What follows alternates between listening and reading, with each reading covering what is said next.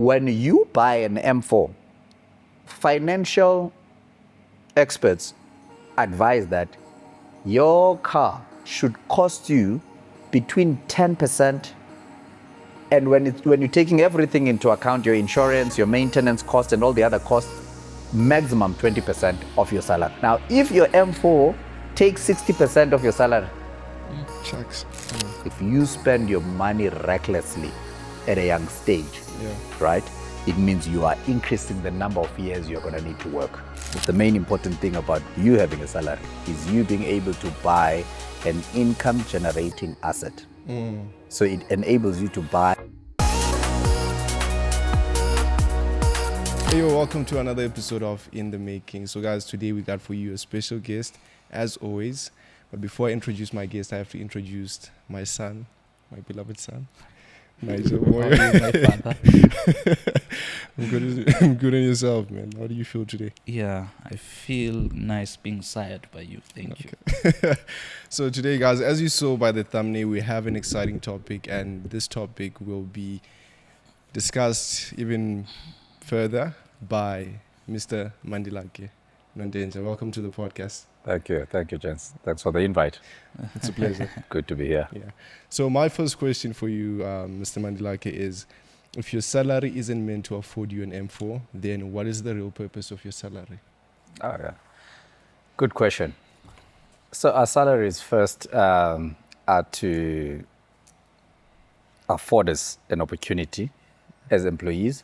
But prior, let me just put this. Things have changed over time. Okay. In the beginning, people could afford their lifestyle using their salaries, right? Okay. So if you worked in a good enough job, cost of living was not as hectic as it is now. Yeah. So you could use your salary and you could actually live a happy life.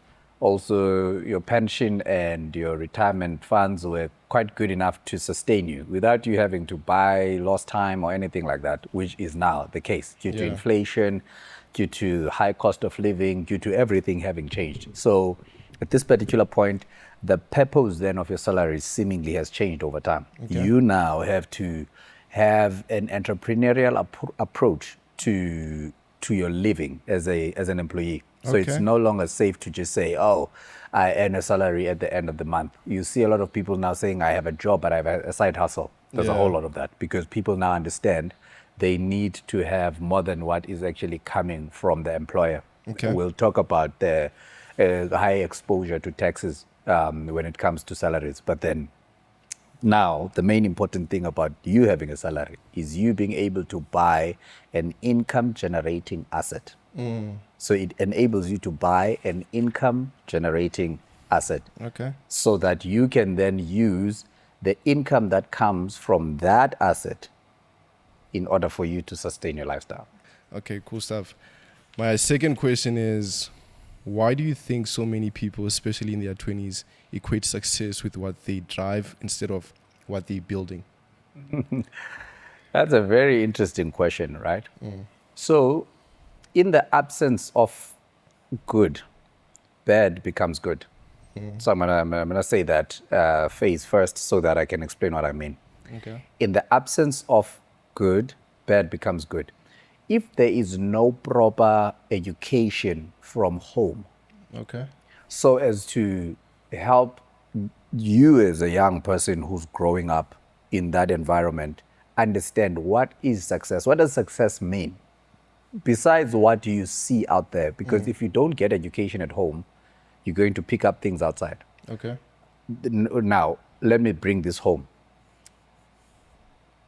Kids that don't have proper upbringing, they get to see things that looks nice outside, then they think that is an indication or a sign of success. Okay. And they aspire for that, right? Because of when they go outside, maybe the neighbor has a Lamborghini. Okay. And they don't know how that Lamborghini was actually acquired by the next door neighbor because they don't stay in there. They don't know what the lifestyle of the people in the house where the Lamborghini is owned is. It looks like. You get my point? So it then becomes this thing of when you are not well informed, there's nothing to rebut anything that is fake. because of that's a fake understanding of success. Success is not what you drive. Okay. Success or prosperity, for that matter, is not the house you live in. Okay. It's not the clothes you wear. I mean, we actually see this even today in our generation. You see a lot of guys from the township that wear Louis Vuitton, and you ask yourself, this guy probably doesn't even have a car, but he can wear an expensive brand. The question is how? And then you don't even have to go far to understand this person deems wearing Louis Vuitton as a sign of success. And they don't understand why those who can afford Louis Vuitton wear Louis Vuitton. I'll give you an example. Okay. Right now, this guy is making the news almost every now and again. He just bought now 157 million rands worth of a house in Cape Town. Oh. That's black coffee.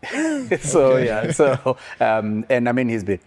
So one of the things that you would notice about black coffee after, whether he's in an interview or after an interview, is that people go and Google how much his clothes that he's wearing in that particular cost. You'll find that he's wearing a t-shirt that's worth 60,000 or a shoe that's worth a lot of money. You have to understand why black coffee has to do that. One, black coffee is in the entertainment business, right? He makes money by playing music, meaning by his appearance, he could easily make 500,000. And now this might be still above other young people's heads, but we have to acquire this understanding. When you're making a lot of money, Okay. but you have little or no expenses to reduce that money with, you pay a lot of tax. So you are actually working for the taxman, right? Okay. So now, because he is a musician, his outfit is part of his costs that he has to incur. Because he can't just rock up there looking anywhere. Yeah. He has to look proper. So this is part of the cost that he has to incur to reduce his money against tax exposure. He can buy expensive clothes and all of those things. Wait. Yeah. So on that. Yeah. So the many musicians, or sort of called rich musicians, they wear expensive clothing so that they could limit their tax. Reduce their taxes, yes. Whoa. And they can buy cars that are expensive, because this is why then, so that's why I'm saying it's imperative to teach kids from home so that they understand buying a Lamborghini is not an achievement, but it's a process you use in order for you to reduce your taxes. Sure. So if you don't have expenses and you earn a lot of money, Yes. and you don't have liabilities, Yes. then automatically that money goes to the taxman. There we go. So a lot of rich people, they spend most of their time thinking how they can reduce their exposure to tax with the money they're making. So that's why you're going to hear people like your Elon Musk, they're not getting paid in salaries, because salaried people are the highly taxed people. So they actually take shares, or they take options. Options is an option to actually buy shares, but then it's an asset that you have. Your assets cannot be taxed because of they are still in an income generating form. It's the income that's generated that is taxed. So it's very then imperative for you to understand it's not about what other people are thinking. It's about you understanding how the system works. What does success look like for you? Okay, first let's define success. Success is the attainment of a predetermined goal. Okay, can I write it down? Yeah. Predetermined goal. Yeah. So if ever you never thought about it, right? And I understand this, we can actually break down because we are summarizing now. If you've never thought about it before, maybe it's not for you to consider now. For example, a Lamborghini is an asset. It's not even an asset, it's an expense, right? It shouldn't be a goal. It's not a goal. It's part of the process of you attaining your success. Okay. You get to, for example, you can dream of being a doctor. That helps you channel your energies. right? Yeah. Because that's what goals are about. Yeah. It's for you to know what I'm going to spend my energy, my time, my dreaming about this thing. That's the goal you want to attain, right? And in you attaining that goal, normally one of the things that comes out of that process of achieving your goal, there's monetary returns, right? Now those monetary returns could be a lot. Now that's a business. So having a lot of money, normally a lot of people say, what do we want to achieve in life? I want to have a lot of money. No, that's a very wishy-washy kind of goal. You need to have something you're aiming for. Okay. And in you aiming for that, it's going to ultimately pay off in that money is going to come as a result of you having attained that, if it's something worth a while. That's why you should never aim for something low and hit, because that's one of the things that you hear a lot about. It's of no use for you to aim low and hit. It's better for you to aim high and miss, but at least you would have learned how to stretch yourself. Yeah. So where I'm getting to is, so success is an achievement of a predetermined goal. Don't get confused because you see everybody do a lot of things out there. You must know where you're going, because that helps you so that you can actually have direction in life. Then as you are attaining that, the derivative or the outcome of that becomes money. Then you have to deal with such things as, how do I manage my money, taxes, and all of those things. So what is there a format that you'd give young people that they can follow in order for them to achieve what they want to achieve in life? Yes.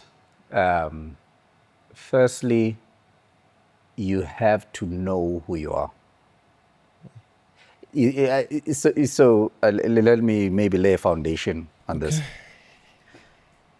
We are living in a day and age where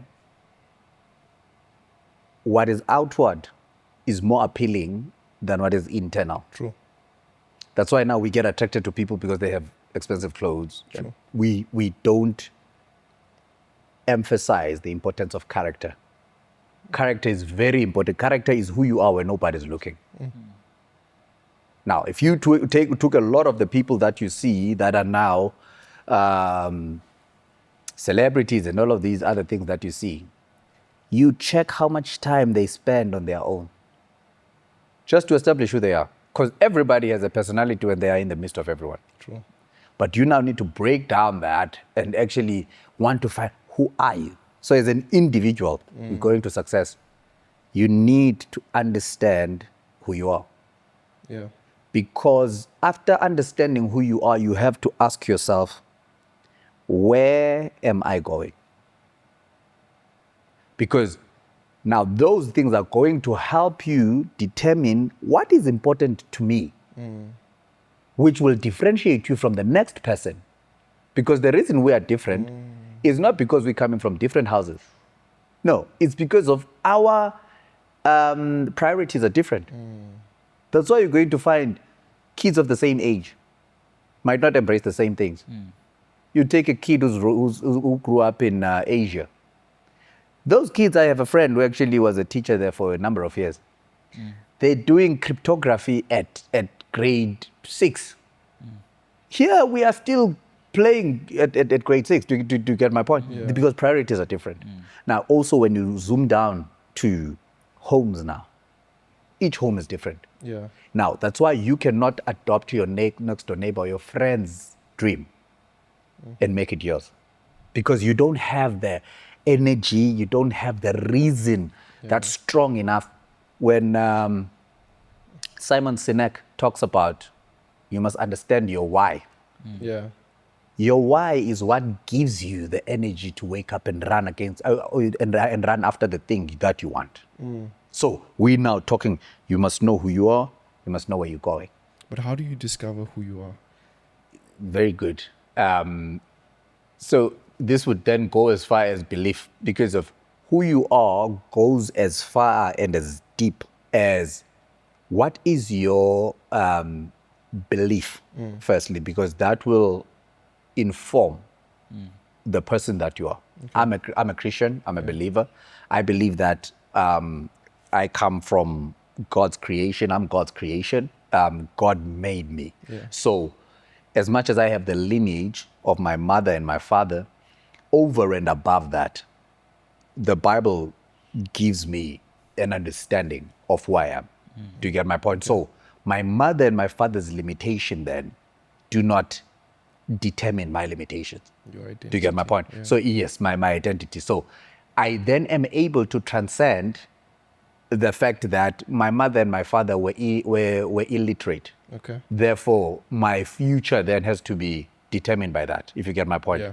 I am able to understand that my abilities and my purpose, and even if I was born out of wedlock, because that can actually be someone's identity where they like, there's shame Yeah. because you were not planned. Yeah. Then you live anywhere how? No. Now I have something that makes me understand. My mother and my father might not have planned me, but there is someone who knows me. And I mean, the Bible says, I knew you before I formed you in your mother's womb. Yeah. So regardless of what my mother and my father say, God knew me. Yeah.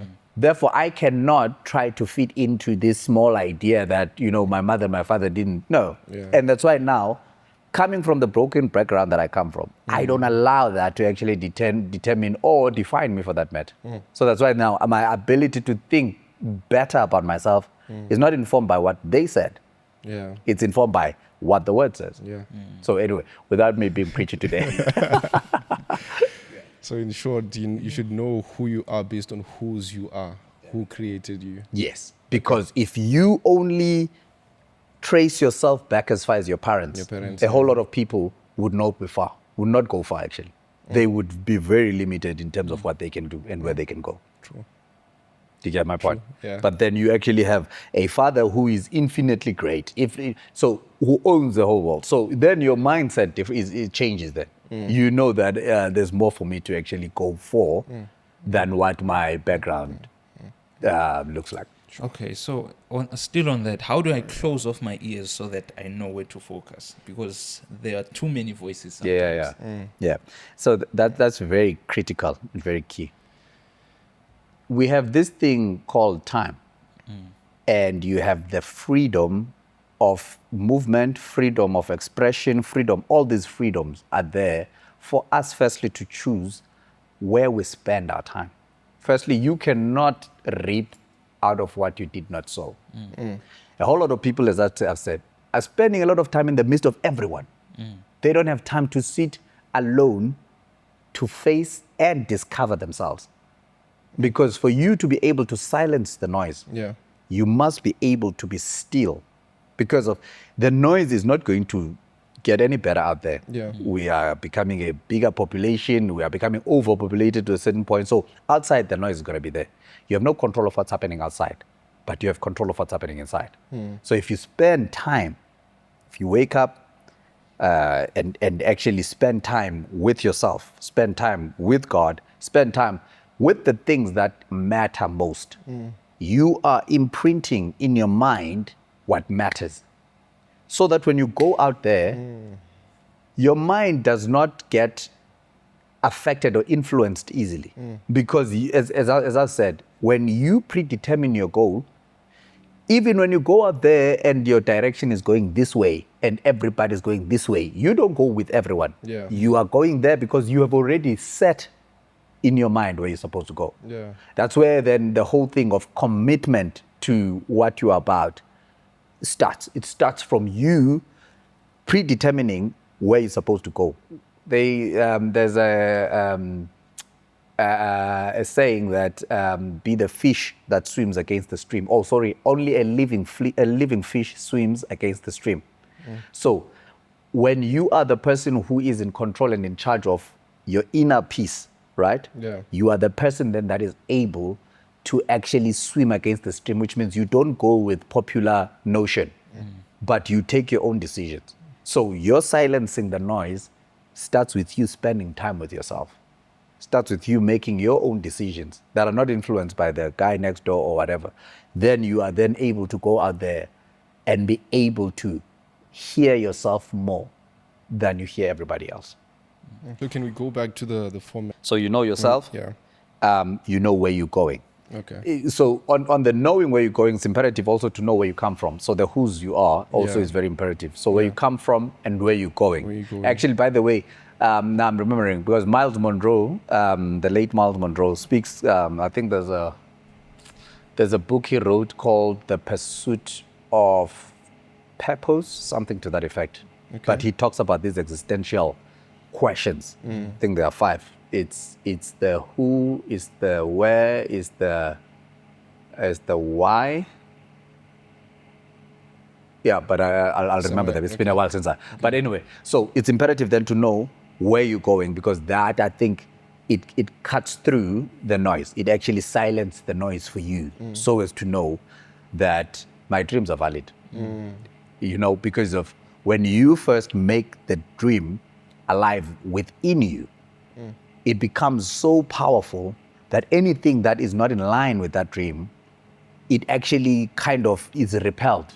Okay. Something in you refuses. When even a boy in the township who actually has a dream to do things better, you're going to find him sitting in the corner with all the other boys who are actually up to no good. Something in, not because he's trying to make himself seem better or anything. No, it's just that there's nothing in him that identifies with that kind of action. Yeah. It means there is nothing that says I should actually come and sit with you. Because remember, birds of the same feather, they flock together. Yeah. Now, you are of a different, you cut from a different cloth. Then that actually is what distinguishes you from everyone. So you know where you're going. Then that will actually help you channel your energies, because a lot of us have energies, just that it's scattered. Do everything, everybody comes and they say, let's go, you go, and you don't even ask where you're going. you know, it's only later you figure out, like, what am I doing here? Do you get my point? Yeah. So you are not, because when you have predetermined goals, you live a purpose-driven life. Your life is not just haphazard. You actually know what, there are certain places you're not going to be found. There are certain people you are not going to have time for. There are certain things you just don't.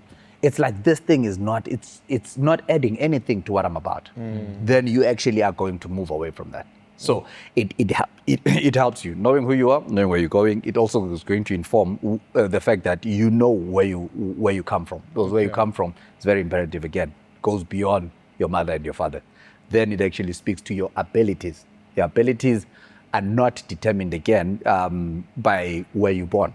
Yeah. Because where you're born is something that you have no control over. And it actually might not always entertain the possibilities. Yeah.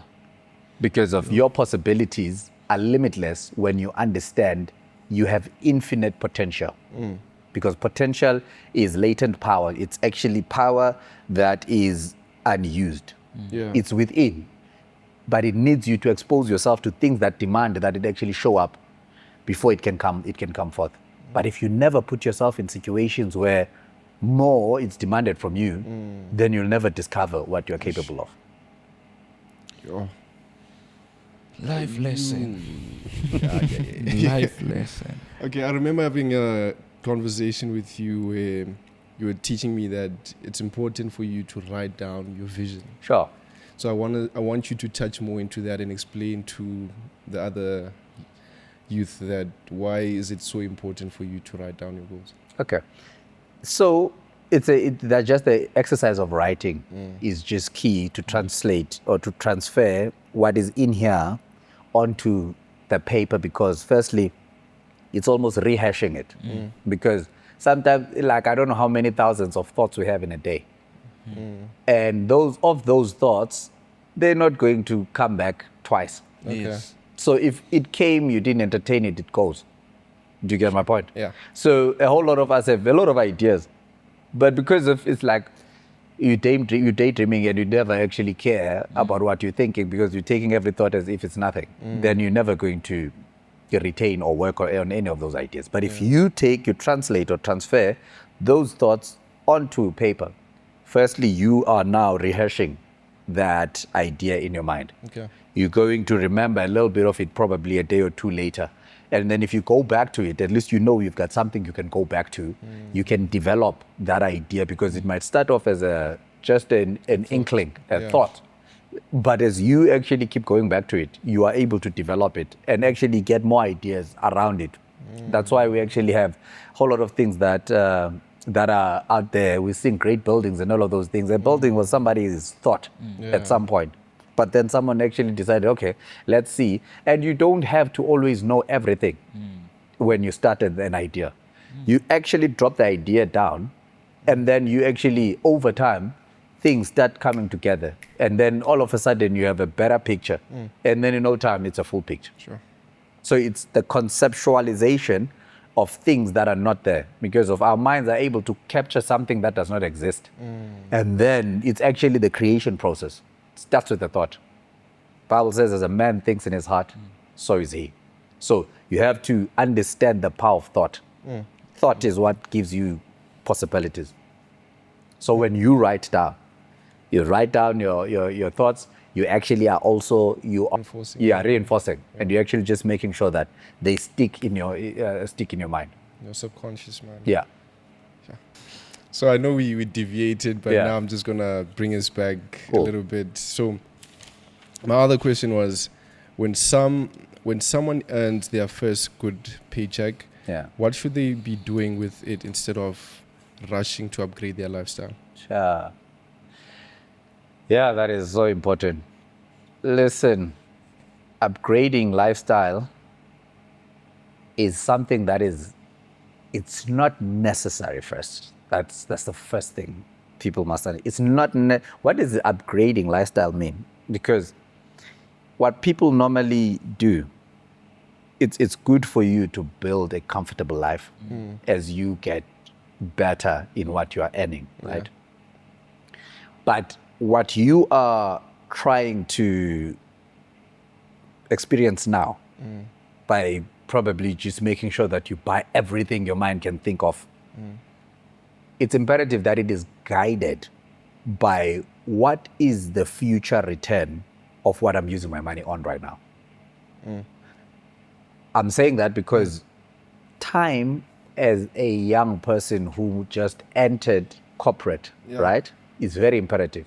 Now, when I think back, I'm 40 this year. No, I don't look that way. A lot of people always say. But when I look back at when I started working, if I had started just by putting away 500 rands, almost 20 years ago, just $500.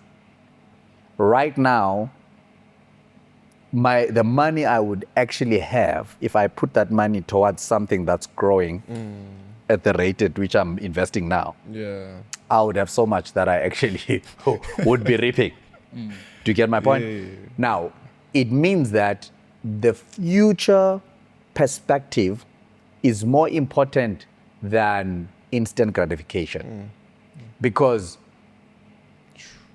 my goal right now it should be, as much as I can live comfortably now, I must just try and make sure that whatever I'm using my money on right now will not disadvantage my future. I'll tell you misuse, the effects of misuse of money when you actually, for example, when you start getting this good money that you're making. If you buy, as your topic says, an M4 at an early stage, depending on how much your salary is, but I hardly think there is anyone who starts off at work and they can afford an M4. M4 is in millions, right? Now, when you buy an M4, financial experts advise that your car should cost you, it's mostly if you're using the bank's money, using a loan, between 10%, and when you're taking everything into account, your insurance, your maintenance cost, and all the other costs, maximum 20% of your salary. Sure. Now, if your M4 takes 60% of your salary, Shucks. Can you see where you're going? You haven't looked at where you're going to stay. You need food. You've got family. You've got all the other things. Now that means you're going to go beyond your means. Yeah. That's why it's very important for you to live within your means. And then when you sell it, it's gonna depreciate. There we go. Not even when you sell it. The moment you drive out of the dealership, it depreciates. Yeah. Do you get my point? Yeah. So you are stuck with that car minimum 5 to 7 years. But because I always want that lifestyle, I don't want to stay with that one. I want the next better one. Yeah, there we go. Because again, maybe this is relevant here. I don't know which year it was, but I was still way before I got married. So I had a small bakkie. I was working already at a small bakkie that I was using, which was given to me, so I was not paying for it, which made life easier. So I had cash flow. Yeah. There came a point. It was giving me a little bit of trouble, but it was not so hectic.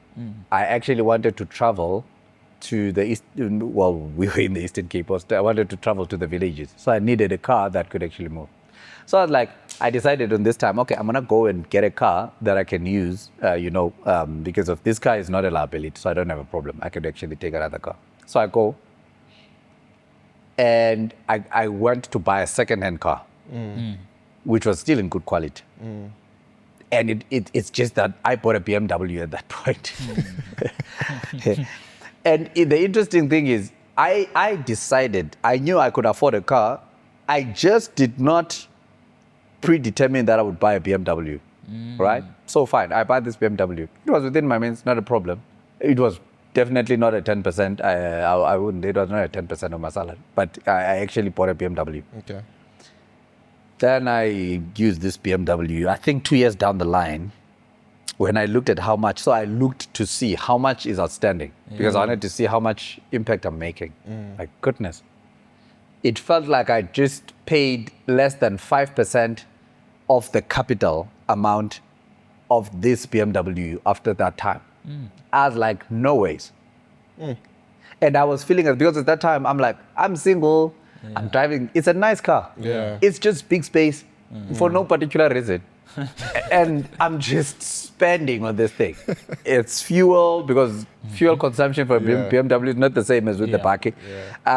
It's fuel, it's all of these. The insurance also is higher than the bakkie. So all of those things, when you put them together, like, nah, man, I'm just busy here chowing money.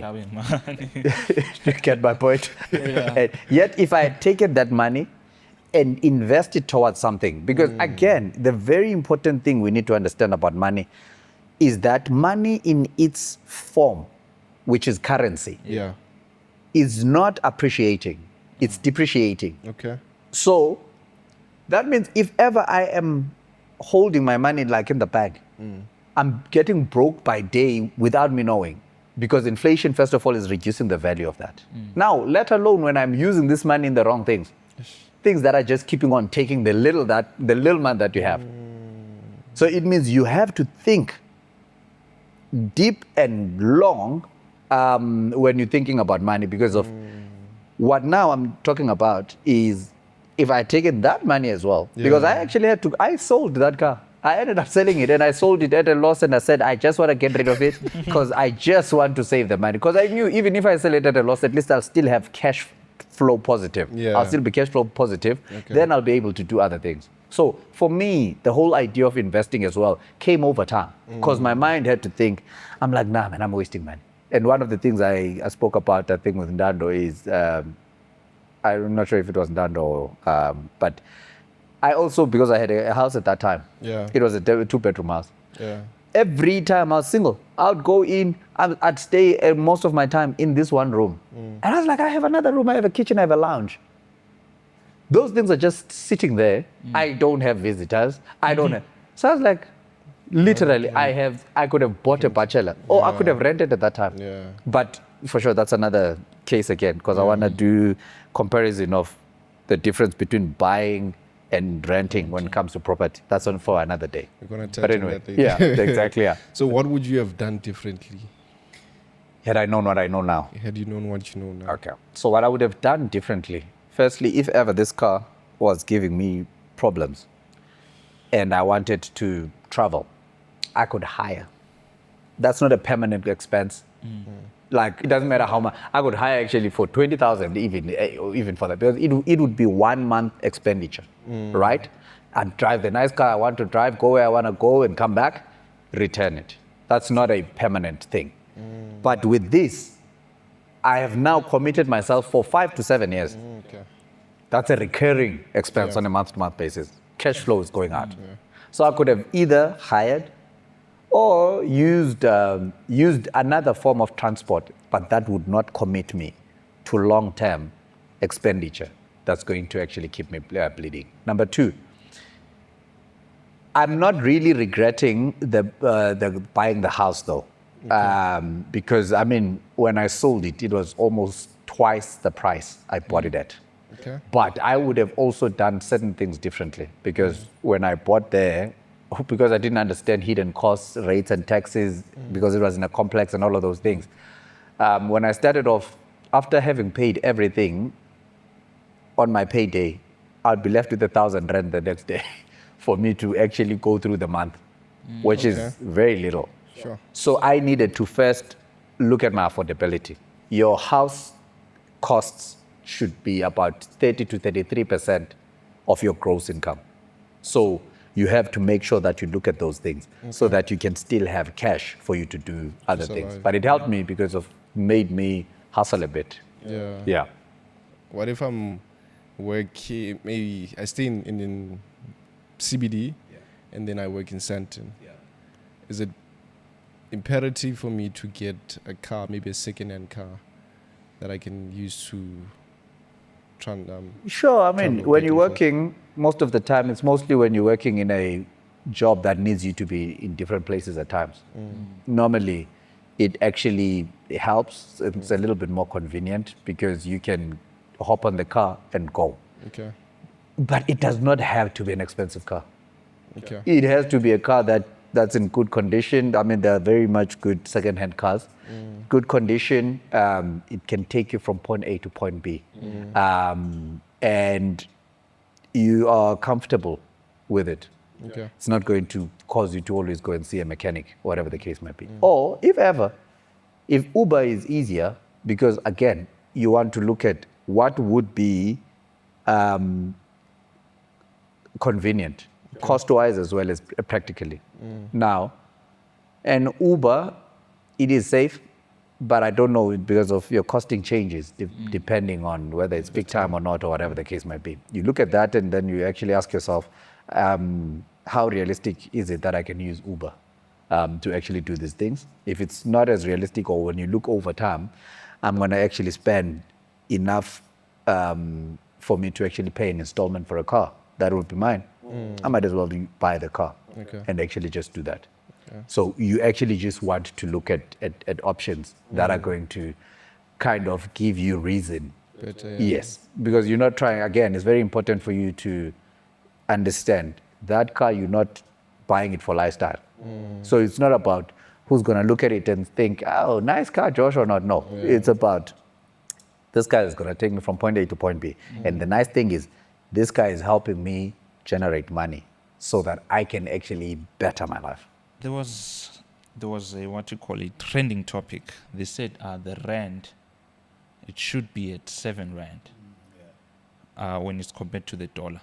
But right now it's at like 18, 19, 18. So they blaming the youth. Are they right to blame the youth? Blaming They're the blaming youth. the youth Blaming for what? the youth because they are not taking initiative. They're not being innovative. They're leaving the country. Okay, so I think someone was speculating there. Because they can't blame the youth for the rent because I mean there's so much happening. So I think what they actually also indicated was the inflation rate. Yeah. So the inflation rate is a bit high compared to the other players in the market. So I think when you listen to Lerato, it's not Lerato Khajago. Lerato Khajago is the DJ, right? Leseja,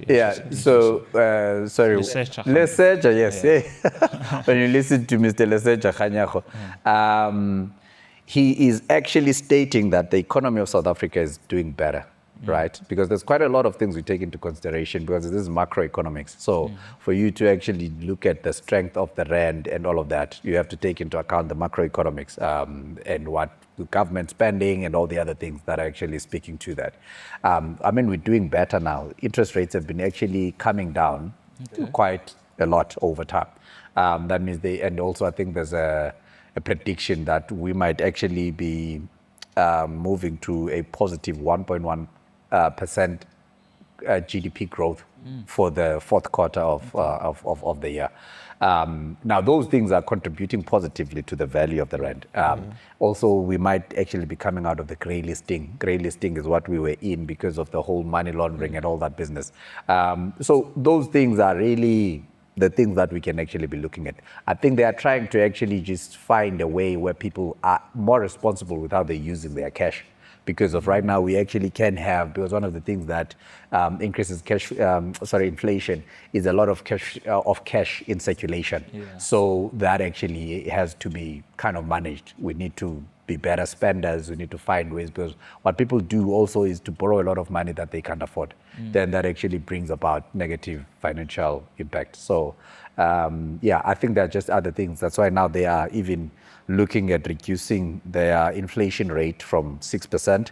Now it's going to be 3%. So that means things like your interest rates are going to remain at the same level for some time. But it's a bit of a more technical subject than, yeah. I'm starting to think that money is actually a game. Like there's a whole system around money. And I wanted to know, what's your view on the game of money? Money is a currency. So yes, it flows. So seeing it as a game is probably something that's good.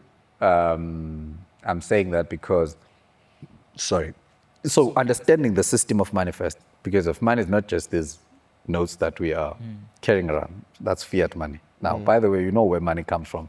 Money is a promissory note. So promissory note is something like a check. Okay. So a check would be written because of, if I want to pay you with a check, I'd write you $100, give you, because I have $100 in the bank, right? Then that means that's a promissory note. You can go to the bank because I've given you authority to go and get that. It's the same thing. Now the bank, because the bank can't give us gold to say, okay, this is how much of gold you own, you can go and spend it, because it's illiquid.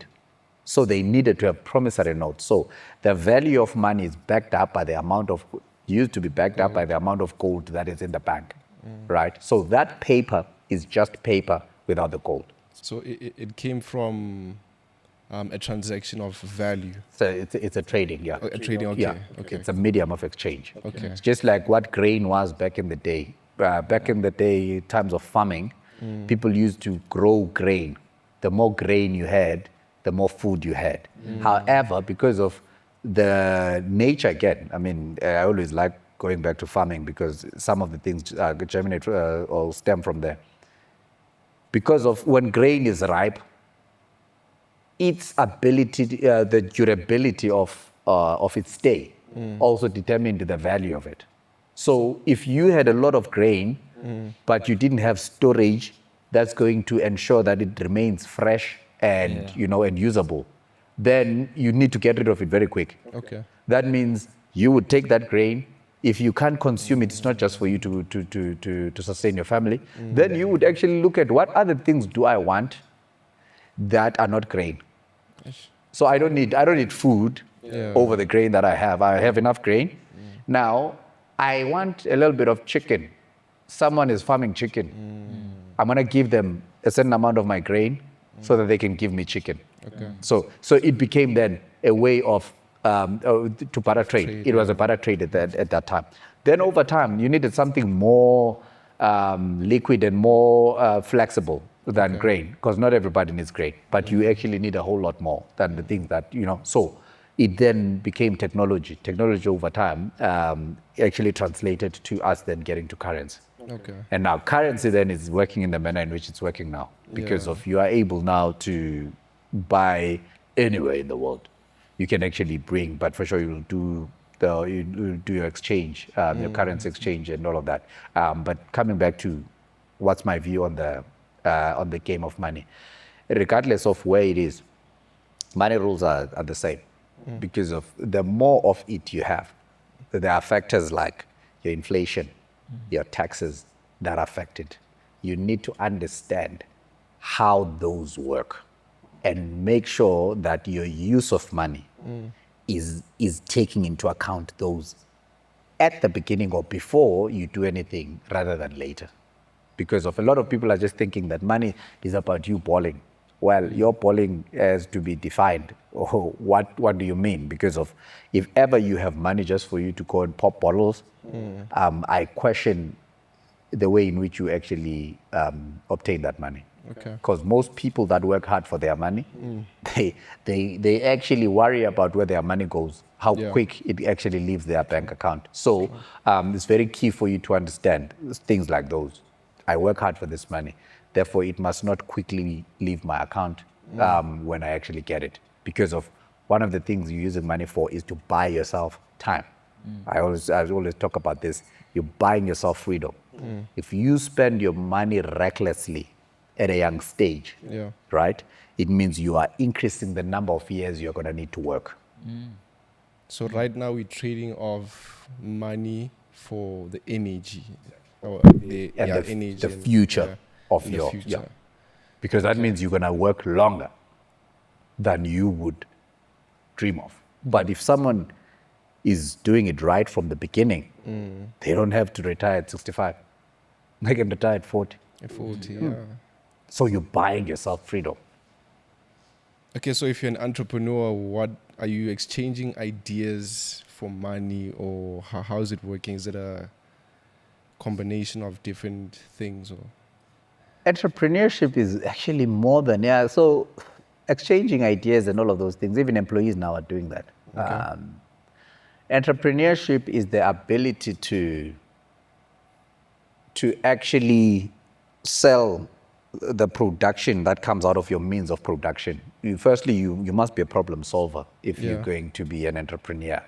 Normally, entrepreneurs are people that bring about things that are solving issues of the community. Okay. Because of that's what entrepreneurship is about. It's about you actually being able to identify there's a gap there. How do I meet that gap?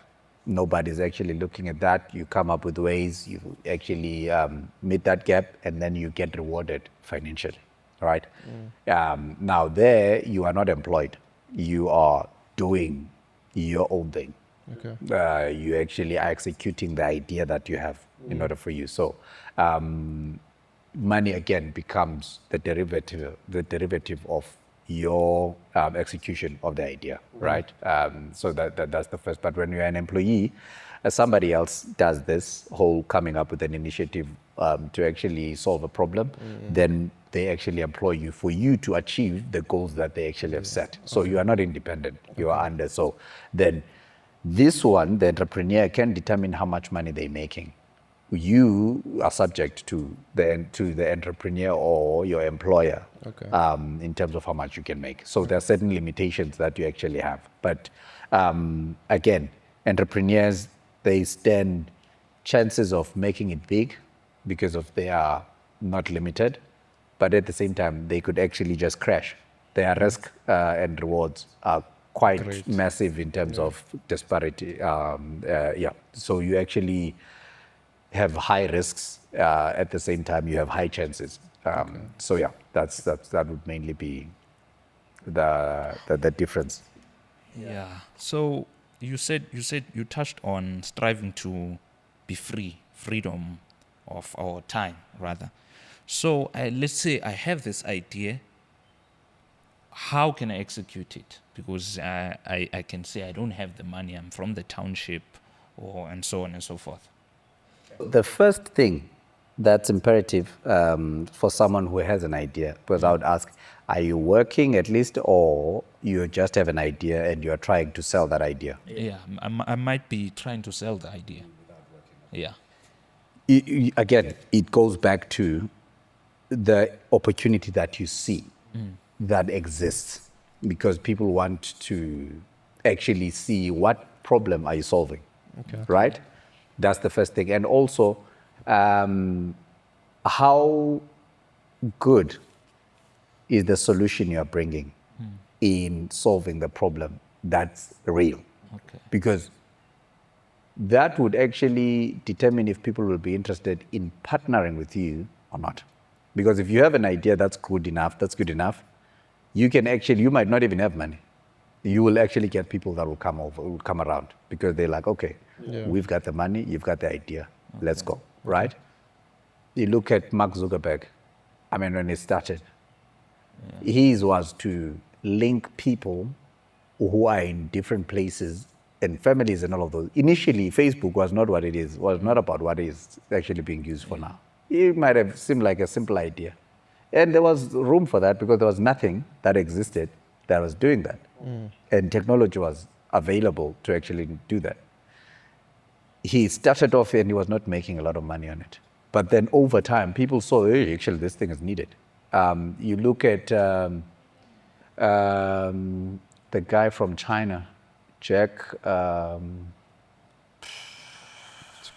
Jack Grealish. Yeah. I forget his name. The one for Alibaba. Yes, the guy for Alibaba.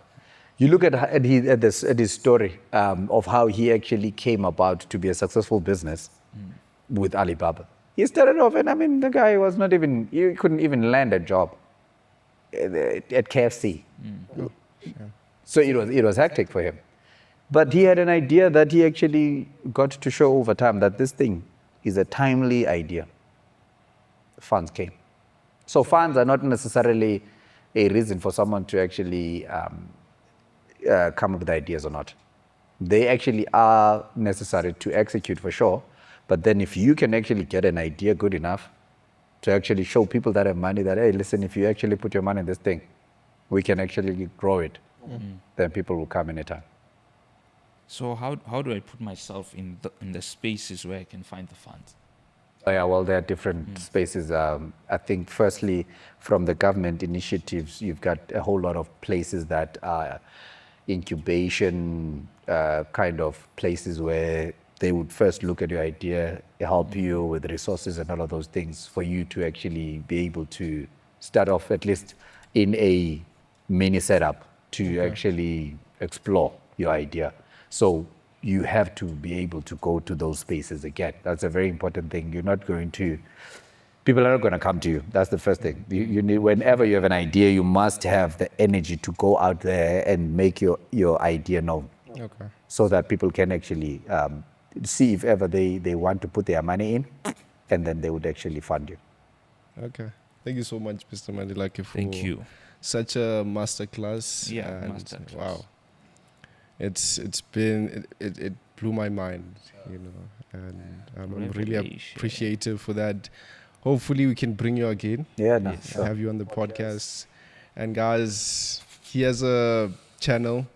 Please follow him. We're gonna do a collab with him, and yeah, there's so much information out there that he can plug you with, as you saw today. So Yeah. otherwise, this is the end of the episode. Hope you had a fantastic, I don't know, Fantastic one. a fantastic one. So, Mr. Mandilake, thank you so much. Thanks, Jess. Thanks for having me. My son, Yeah. thank yes, you so Father. much. Thank you. Cheers, guys.